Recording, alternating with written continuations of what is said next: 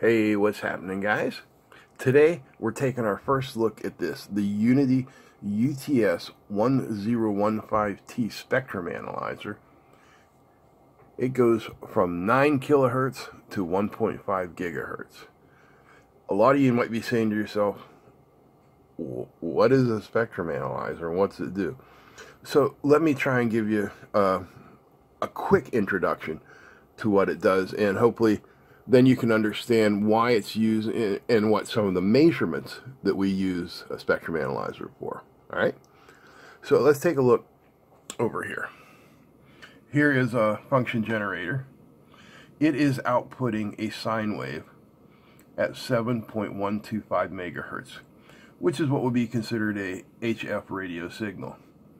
It is outputting that signal at 0 dBm. What does that mean? Well, decibel is a logarithmic scale. It allows us to look at big things alongside of small things, which really can't be done on other ways of viewing things. We'll get to that later. So anyway, 0 dBm at a 50 ohm output is equal to 1 watt. So that's what we're putting out of there. Now, how you may be familiar with looking at that output signal is through an oscilloscope. And that's what that signal looks like through the oscilloscope. It's a sine wave.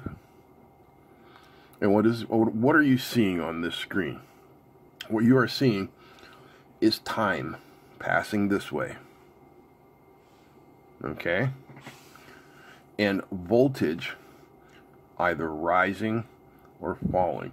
So what you're seeing here is a plot of voltage over time. So that signal generator is basically putting out a signal, say starting here at 0 volts. Now this is 1.24 volts peak to peak. That's what the 0 dBm reads on this scope. It does not have a 50 ohm terminator, so that's not exact. So we start out here at 0 volts and we rise to about 0.6 volts.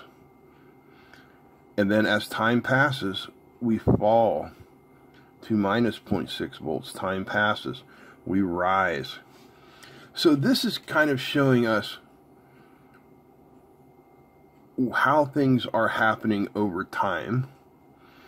And it's telling us this is happening at a particular frequency. Okay? So the spectrum analyzer does it a little bit differently. The spectrum analyzer shows us power in this frame over here. You see where it says dBm. This is power, and this is all the frequencies that it is currently looking at. All right. So let's take the cable out of the oscilloscope, and we can attach it to the spectrum analyzer. But first, we are going to have to mate up those connectors. This is a standard BNC connector that just about every electronic lab uses in the world. This is a type of a radio frequency connector called an N connector. And it looks like that, and you can see it is considerably bigger on the outside there. So I've got a couple of adapters here. I've got N to SMA and then SMA to BNC, because that's just how we roll here in the low-class lab, right? The more insertion loss, the better. That's what I always say. Okay, so now we have our signal in there, and we do need to be quite careful with what type of signal that we feed in. All right, you see right, whoops. See here by our connector, RF input at 50 ohms, plus 30 dBm max. We're feeding 0 dBm. 50 volt DC. These things don't like DC, okay? They don't want your DC. You keep your DC at home. Keep your DC for your oscilloscope. Here, we have a more genteel class. We prefer AC signals. So let's roll on up here. And now, we know that we're getting that signal, but you really can't see it yet. You see all sorts of little signals popping up over here. And that's what each one of these things are. If we look here against the scale, you can see that these things are averaging around minus 55 dBm or so. Now, if you wanted to know what frequencies those are, well, a Spectrum Analyzer has tools for that. I can hit this thing called peak. That puts a little green diamond there on one of the peaks, and it's telling us that this signal is at 186 megahertz, and its amplitude, its signal strength, is minus 60 dBm. So that's kind of weak, but no big deal. And then we can look at the different peaks that are on here, and it'll, whoops, always bumping the camera, and it'll give us the measurements for each one. But we're still not seeing our signal, so we need to tell it where. Right now, this Spectrum Analyzer is looking at a center frequency of 755 megahertz. Well, we put in a 7 megahertz signal, so we need to change that. So I'm just going to touch here on this beautiful 10-inch touchscreen, and let's put 7.125 megahertz in. And now that is our center frequency. All right, here we go. So now, instead of the sine wave, what we're seeing is this entire frequency span here, 7 megahertz, and we're looking at a span of 14, so a 7 in the middle. We have 7 and 7. We can hit our peak marker doohickey. It's way up there. We bring our down a little bit.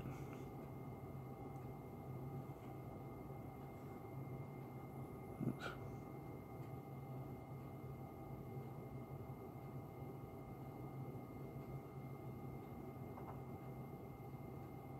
There we go. We'll bring our reference level down. So now you can see that signal that we sent there.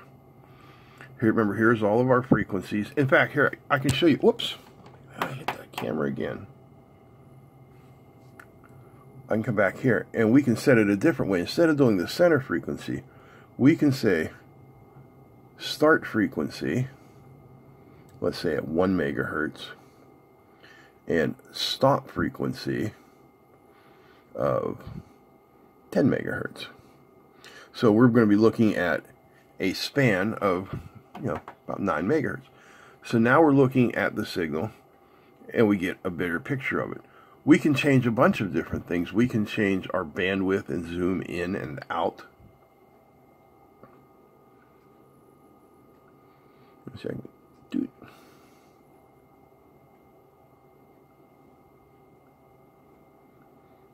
See how this scan is slowed down?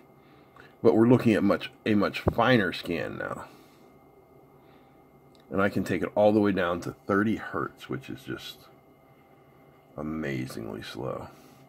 You can see the scan coming across right now. Of course, the slower the scan, the more points it's capturing, and the more accurate the reading is. But we'll put that back into auto so you can see that. And now I'm going to turn off the signal,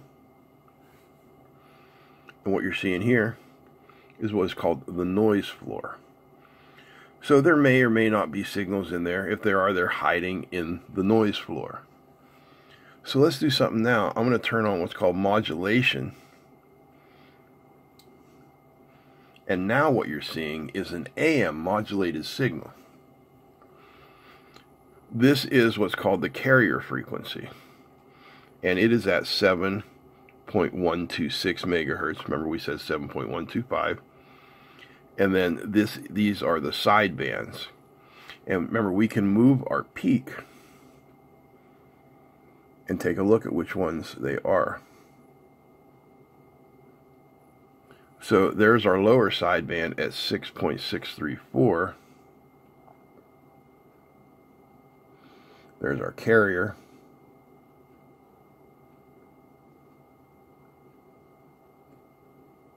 And there's our upper sideband at 7.633. So remember, same cable coming out of the same signal generator. But look how much more information this is showing us. And it's a different information. We're getting readings of the different power levels here. Here's our carrier, which looks like it is at -6. Then we have our lower sideband here, which I put it about -14, and then -14 on them. But all those measurements are there for us, so we don't have to figure them out. And that's one of the really cool things about a spectrum analyzer. And this one in particular, this Uni-T UTS1015, is fantastic, and it's so simple to do it. You can come up here, hit that mode button, which brings up this whole window. Spectrum analysis, vectors, the vector's not unlocked yet. EMI, and an analog demodulation. So now we're in analog demodulation. What does that mean? Well, it's going to give us even more information about that signal. So now we're going to put in our center frequency again, 7.125 megahertz. Aha. So now we take a look at this, and over here we can see this is the actual RF spectrum, the radio frequency. It's telling us our center frequency is 7.125 megahertz. Our reference bandwidth is 940 hertz with a span of 100 kilohertz.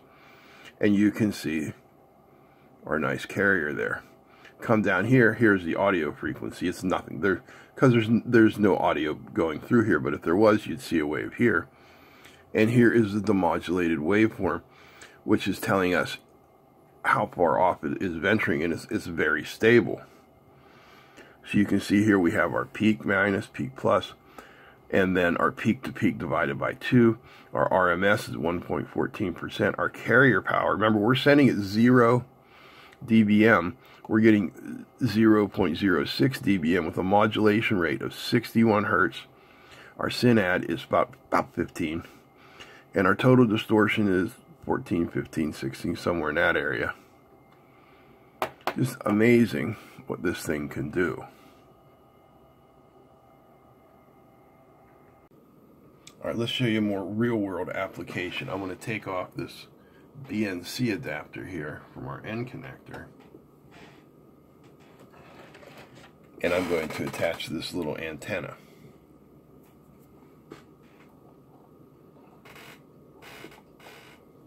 So remember what I told you at the beginning of this video. This whole entire large piece of test gear is basically a radio receiver, and in fact there's a tiny little speaker and earphones that if you demodulate the signal you can actually listen to. Yes, it is the world's most expensive transistor radio. So what we're going to do is show you the signal coming off of this little 2-meter radio. So center frequency, I'm going to put in 147.66 megahertz. So that is going to be our center frequency. That's where it's going to be looking. This is a FM radio, so when I key this, there will be a large carrier signal, and hopefully that little antenna will pick it up. WW8PR. So there you can see the signal, and it's a very clean, very nice peak there. Now when I release the button, you see the signal goes away. So what that's showing us, if you're an RF engineer, is number one, this is the entire radio spectrum for a span of about 9 megahertz, and it's showing you, is the radio pointing out on the frequency it's supposed to? Is it putting out what are called spurious emissions? All of that information is there. Now, once again, we can go to that demodulation. So we go analog demod, and then we will be measuring FM this time. Back to our frequency. We'll have to put our frequency in again. It is 147.66 megahertz. So again, here we have our RF. I'll move the camera over here for you a little better. So this is our radio frequency here. This will be our audio spectrum here. And up here is our demodulated waveform. All right, I'll key the mic. WW8PR. So you can see right here, the demodulated, this is the audio frequencies you're actually watching, while up here you are seeing the RF.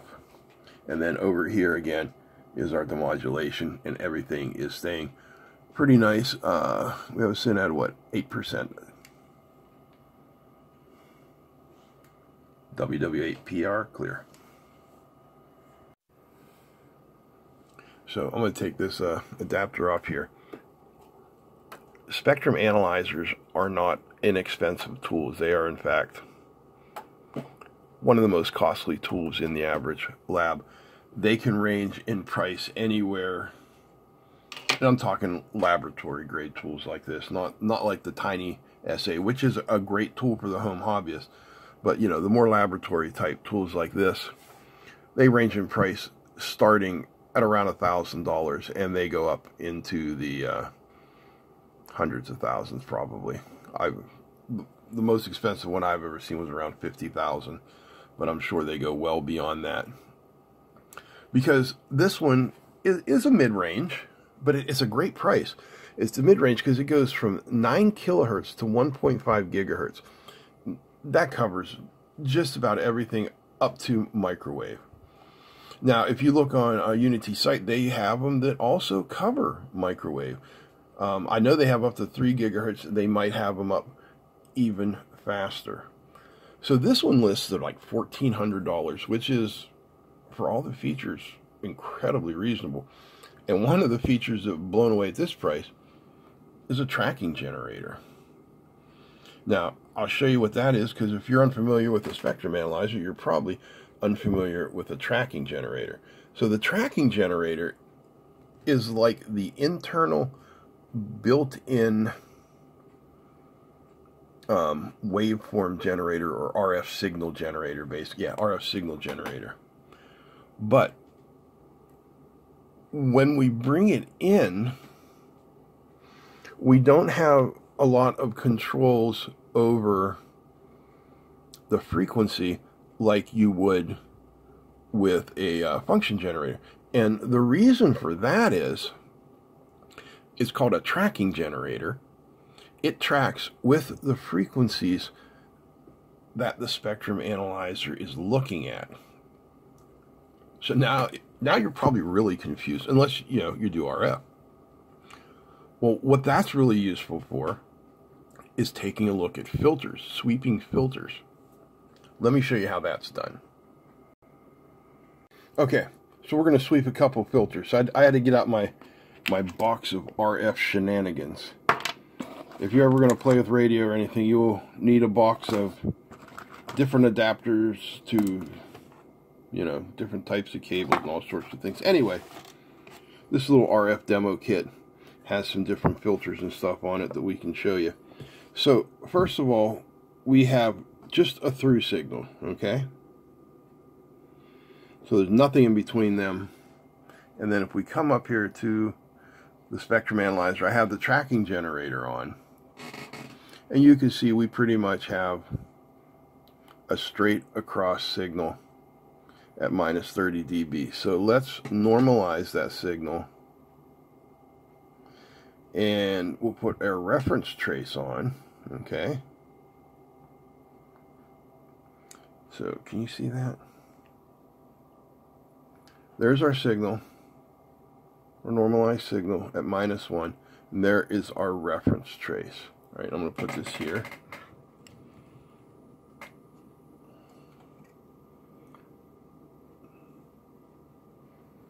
All right, now there's not going to be anything.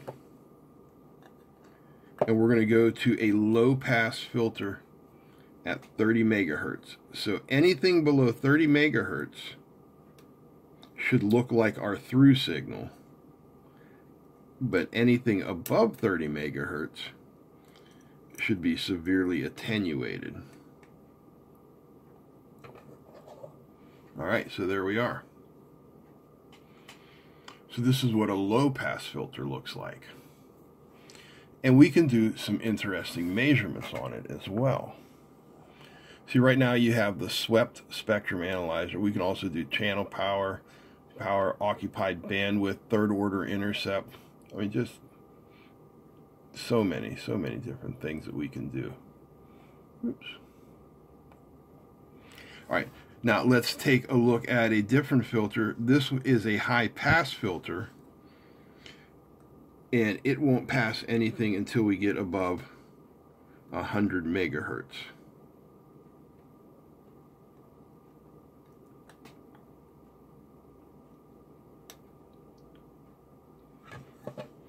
So there you go. There's our reference line, remember? And there is where she shoots up. Now, here's an interesting one in the middle here. It's called a band stop filter. And I'm sorry, we'll do the band pass filter. It is at 433 megahertz. So let's go back to frequency, set our center frequency to 433 megahertz, and we'll hook up the band pass filter.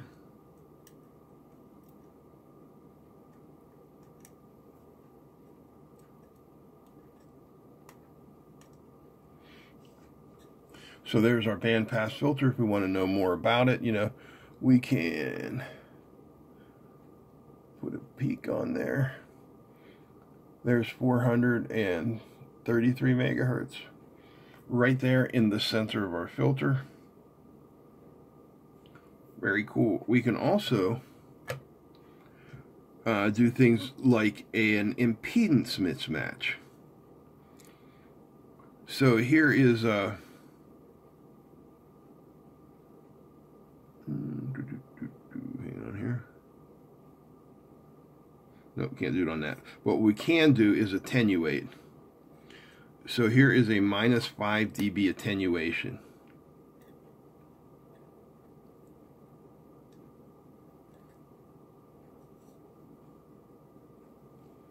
Remember, we were up there before, now we're down here. All of this type of information you can't find out from an oscilloscope. You know, you can only find out from a device that is actually made to measure the RF frequency and the RF spectrum. So there's so many more things this can do.